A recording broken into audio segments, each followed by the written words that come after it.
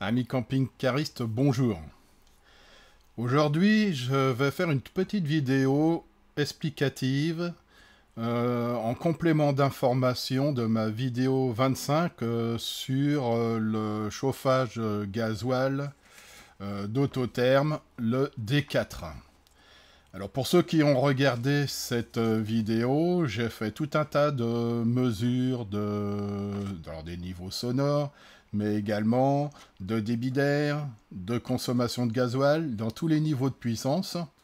Et je vous ai parlé aussi un petit peu de la régulation qui s'appelle chez eux, alors c'est un mode de régulateur qui est le Comfort Control. Alors confort avec un M, pas avec un N, hein, ça ressemble un peu à Comfort Control. J'avais soulevé un petit problème de fonctionnement de ce régulateur par rapport à la notice. Voilà.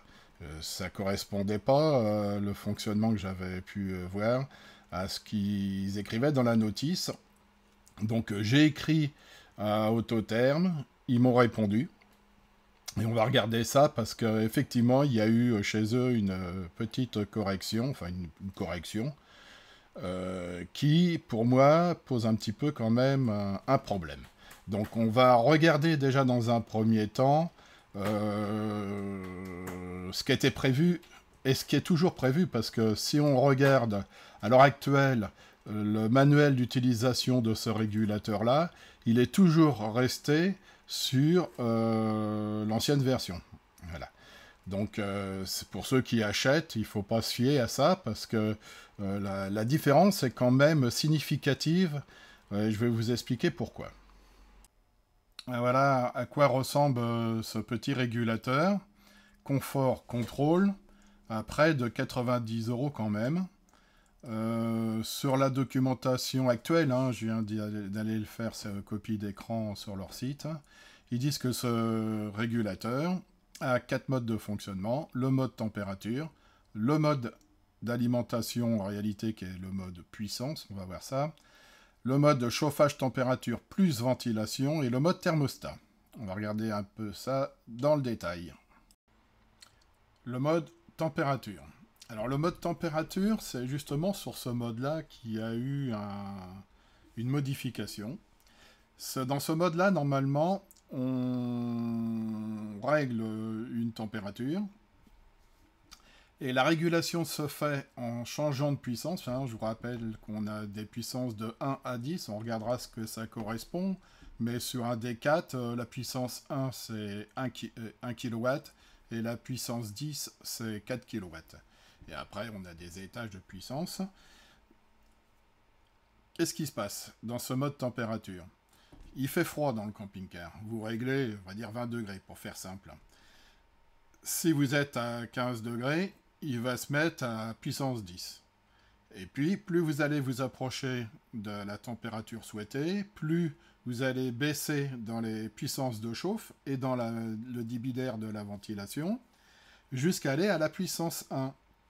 Et comme ils disent, en réduisant la puissance calorifique sans arrêter le processus de combustion. Ça veut dire que quand on arrivait en puissance 1, eh ben, la ventilation ne s'arrêtait pas, on restait en permanence en puissance 1, quelle que soit la température du camping-car.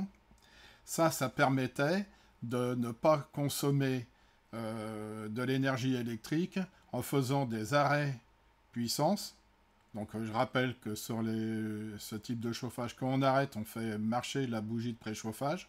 Et quand on remet en route, pendant 3 minutes, il y a la bougie de préchauffage. Et cette phase coupure-enclenchement consomme pas mal d'électricité. Hein. J'ai calculé que ça consommait à peu près 1 demi-ampère-heure sur la batterie à chaque phase de coupure-enclenchement. Donc ça, c'est le mode température, c'est ça qu'ils ont bougé. On reviendra dessus tout à l'heure. Mais en gros, maintenant, le processus arrête la ventilation. Donc ça s'arrête complètement. Le mode puissance. Le mode puissance, c'est un réglage manuel de la puissance. C'est-à-dire qu'on règle de 1 à 10 la valeur de chauffage qu'on souhaite. Alors, Je vais vous mettre le tableau tout à l'heure dans la vidéo où on va voir à chaque niveau de puissance à quelle puissance de calorifique ça correspond. Donc là, ça marche en permanence, ça ne se coupe pas. Vous vous mettez à 3, si c'est 3, c'est 1,5 kW, et ben il va rester 1,5 kW avec le débit d'air prévu pour cette puissance. Chauffage, chaleur plus ventilation. Alors c'est un mode régulé, thermostaté, c'est-à-dire que si vous réglez à 20, comme c'est écrit dans le petit texte, on va chauffer jusqu'à 20 plus 1, c'est-à-dire 21 degrés. À ce moment-là, ce qui va se passer, c'est qu'on va arrêter le chauffage, mais on va laisser tourner la ventilation. Donc ça va continuer à brasser l'air dans le chauffage, dans la camping-car, jusqu'à temps que la température baisse de 5 degrés, c'est-à-dire quand on arrive à 15 degrés. Et à 15 degrés, on va remettre le chauffage en marche, bougie de préchauffage, préventilation, enfin tout le système, et on va remettre en chauffe jusqu'à 20 degrés plus 1, 21 degrés. Ça, c'est le mode chauffage plus ventilation. Alors après, les différentiels de thermostat, tout ça, ça peut se régler dans la configuration. Enfin, nous avons le mode thermostat. Alors ça aussi, ça a été modifié, on va voir ça. C'est exactement le même système que précédemment, sauf que la ventilation s'arrête. C'est-à-dire que quand on arrive à la température souhaitée, plus 1 degré, le chauffage s'arrête, mais la ventilation aussi. Donc il n'y a plus de brassage d'air dans le camping-car pour avoir une certaine homogénéité de la température. Voilà donc les 4 modes de chauffage. Et si on revient donc, je verrai ça plus tard. On va regarder un peu comment ça se règle, les différents modes de chauffage. Là, vous avez le mode température. Alors, le mode température, on règle tout simplement la température souhaitée et le temps qu'on souhaite que le chauffage fonctionne. Alors, ça démarre à 30 minutes. Et par pas de 5 minutes, on peut monter à, je sais pas, 50 minutes, 1 heure, 1h20, voilà, avec des heures assez élevées. Hein. Et on peut aussi dire, voilà, ça chauffe en permanence, c'est-à-dire jamais ça s'arrête, hein, c'est le mode infini. Donc on fait un peu ce qu'on veut dans ce mode-là, sans compter qu'après, il y a des horloges aussi, on peut faire fonctionner avec des horloges. Donc ça, c'est le mode température. Le mode puissance, c'est ce que je vous ai expliqué tout à l'heure. On règle la puissance de 1 à 10. On ne règle pas de température, hein, puisqu'on le force à tourner à une certaine puissance. Le mode chaleur plus ventilation, exactement la même chose. On règle la température, en sachant que les différentiels de thermostat, c'est dans la configuration. C'est pas dans le mode de réglage. Et toujours pareil, on règle le temps qu'on souhaite faire fonctionner le chauffage. Après, il s'arrête. Dernier mode, le mode thermostat. Là, c'est pareil. On règle la température et le temps. Voilà.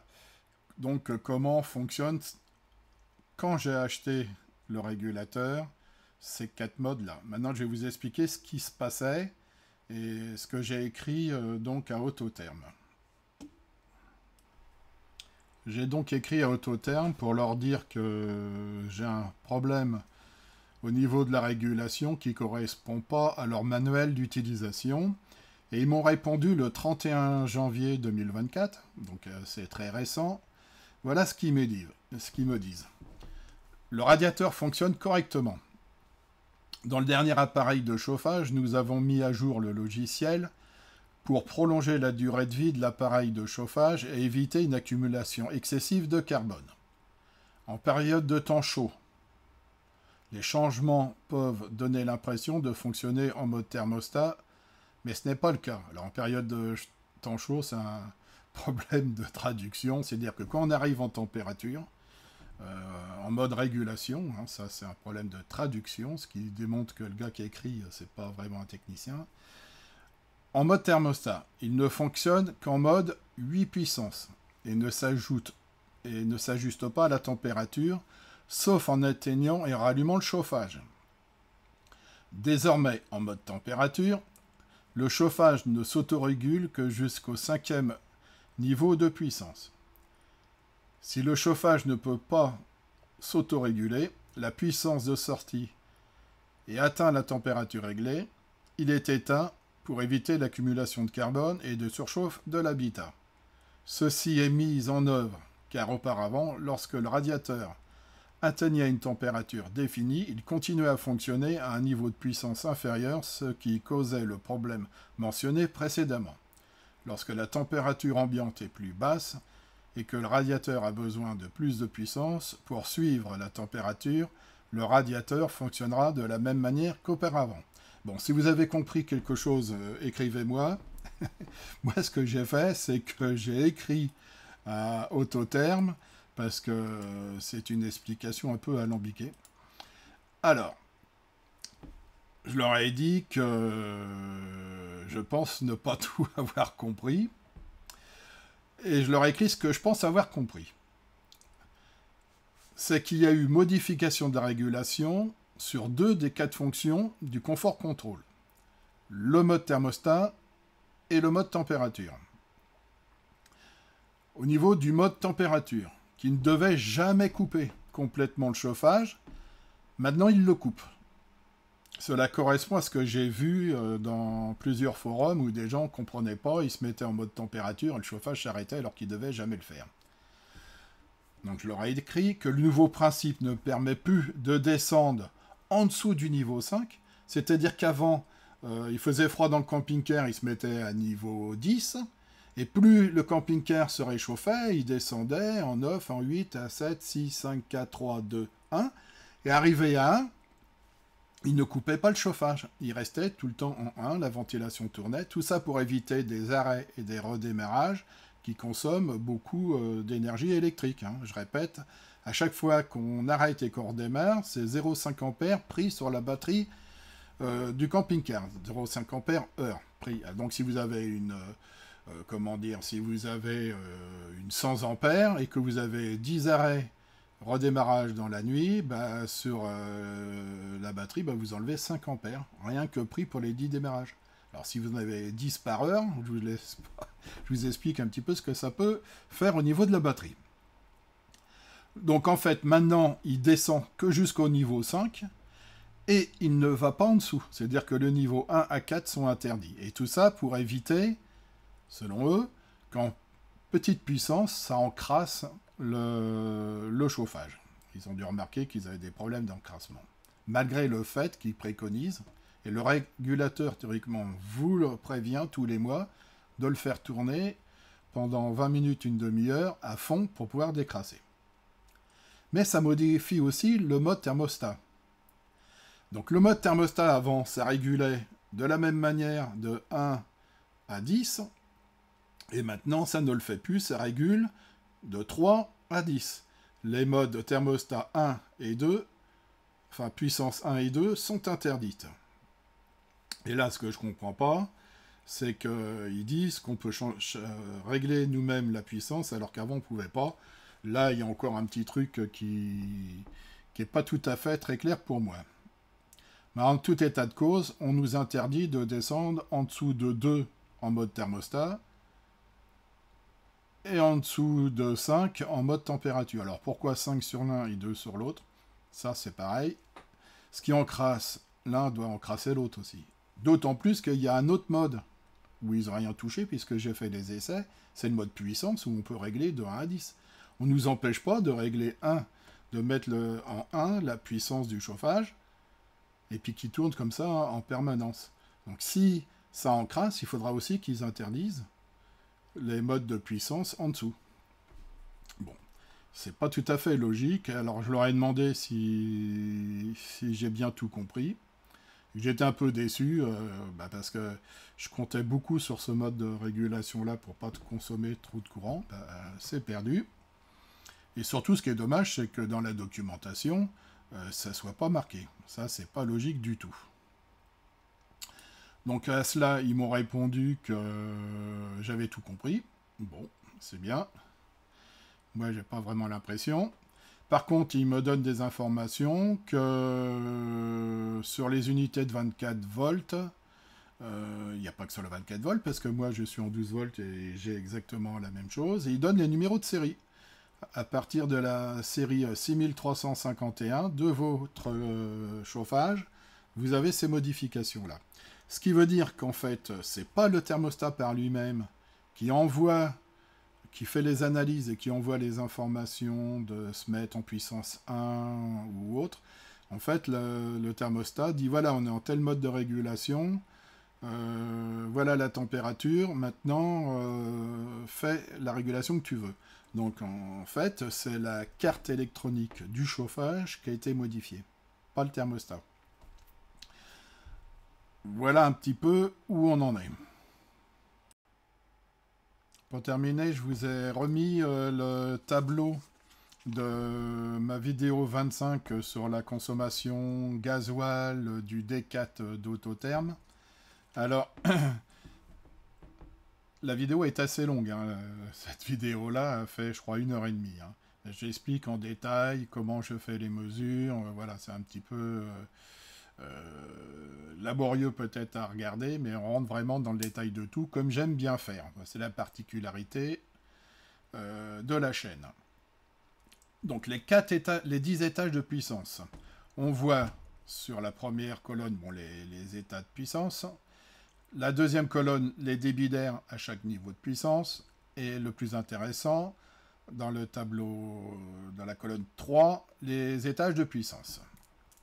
Alors, on démarre en puissance 1 à 1 kW, 1 kWh, pour terminer à 4 kWh, 4,23 kWh pour l'étage 10.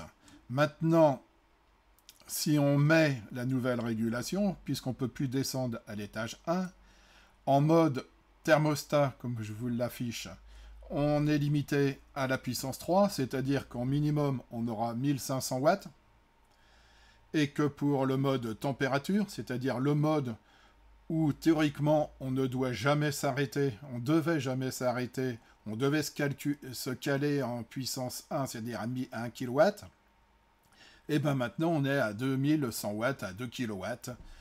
On ne peut pas descendre en dessous de 2 kW. Alors c'est assez gênant quand même, en mi-saison, de pouvoir pas descendre plus bas.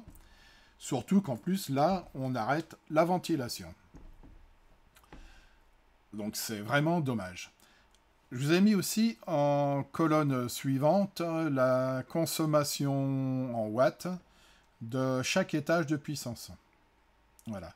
Donc si on reste en mode température, avant on pouvait se caler à 14 watts en ventilation et 1 kW de chauffage, et bien maintenant on est bloqué à 2 kW de chauffage et 26 watts de consommation de la ventilation.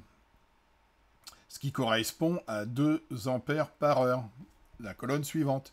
Alors qu'avant, on était à 1 ampère heure, c'est-à-dire qu'on va consommer 2 fois plus d'électricité qu'avant.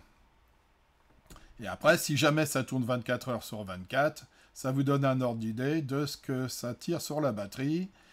Et ben avant, 24 heures sur 24, faut vraiment qu'il fasse froid dehors, hein, et que ça s'arrête jamais.